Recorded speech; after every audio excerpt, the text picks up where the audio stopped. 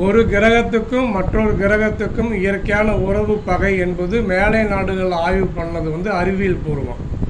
ஆனால் இந்து அஸ்ட்ராலஜியை பொறுத்த வரைக்கும் எல்லா கிரகத்தையும் கடவுளாக்கிட்டான் அல்லது எல்லா கிரகத்தையும் மனுஷனாக்கிட்டான்.